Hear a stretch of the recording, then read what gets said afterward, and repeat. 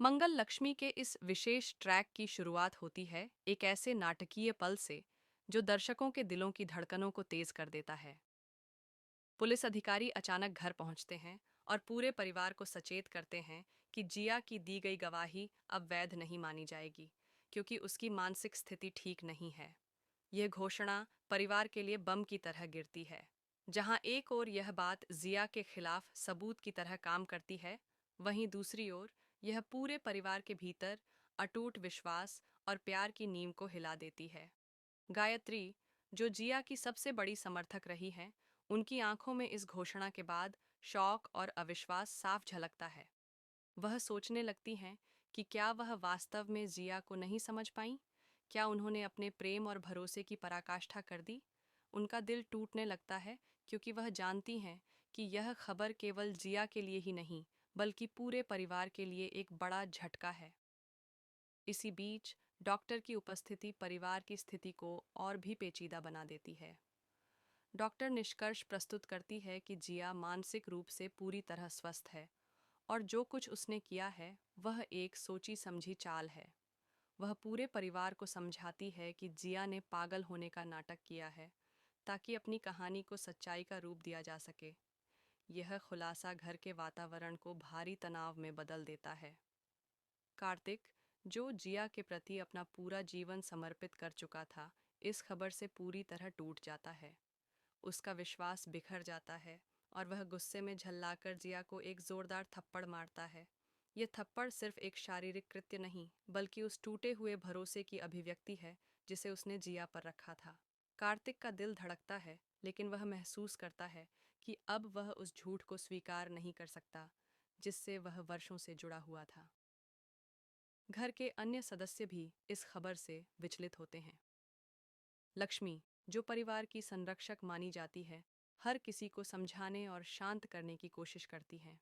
वह चाहती हैं कि परिवार टूटे नहीं, लेकिन इस स्थिति में रिश्तों की गहरी दरार दिखाई देने लगती है। मंगल, जो अपने तरीके से सच की खोज में लगा रहता है, जिया के अतीत को खंगालता है और पता चलता है कि यह नाटक नई चाल नहीं, बल्कि लंबे समय से जिया की योजना का हिस्सा था। जिया का व्यवहार धीरे धीरे घर के सदस्यों के बीच शंकाओं को जन्म देता है।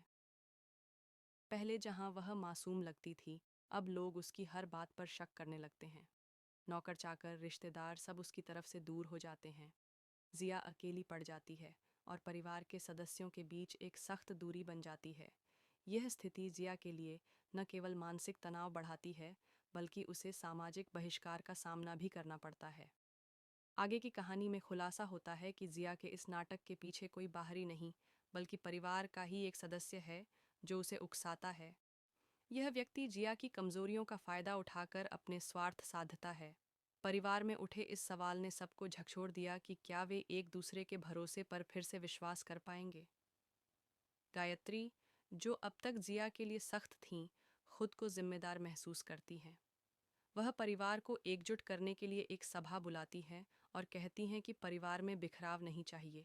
उन्हें लगता है कि अगर जिया ने सच में अपनी गलती मानी है, तो उसे माफ़ी दी जानी चाहिए। इसी वक्त लक्ष्मी भी अपनी बुद्धिमानी और धैर्य से पूरे परिवार को जोड़ने में जुट जाती है। शो में एक भावनात्मक टकराव आता है, जहां परिवार के सदस्यों को अपने अपने भावनाओं और स्वार्थों के बीच संतुलन बैठाना होता है। प्यार, विश्वास, धोखा, माफ़ी, इन सभी भावनाओं का मिलाजुला संगम यहाँ देखने को मिलता है। जिया, जो पहले एक नायक लगती थी, अब एक ऐसे चरित्र में बदल जाती है जो अपनी गलतियों के बोझ तले दबा हुआ है। आखिरकार परिवार एक निर्णायक मोड़ पर पहुंचता है, जहां वे तय करते हैं कि जिया को एक मौका दिया जाएगा, लेकिन यह मौका उसकी पूरी परीक्षा होगी। क्या वह अपनी गलती स्वीकार कर पाएगी? क्या वह परिवार को फिर से एक साथ रख पाएगी? इस प्रश्न का उत्तर दर्शकों के लिए रोमांचक सस्पेंस बन जाता है। यह कहानी केवल एक पारिवारिक ड्रामा नहीं, बल्कि मानव मनोविज्ञान, रिश्तों की जटिलताओं और माफ़ी की ताकत पर आधारित एक गहराई से भरी दास्तां बन चुकी है। इस ट्रैक के माध्यम से दर्शकों को यह समझाने की कोशिश की जाती है कि जीवन में चाहे कितनी भी मुश्किलें आएं, रिश्तों की काया पलट सकती है अगर हम सच्चाई और माफ़ी के साथ आगे बढ़ें।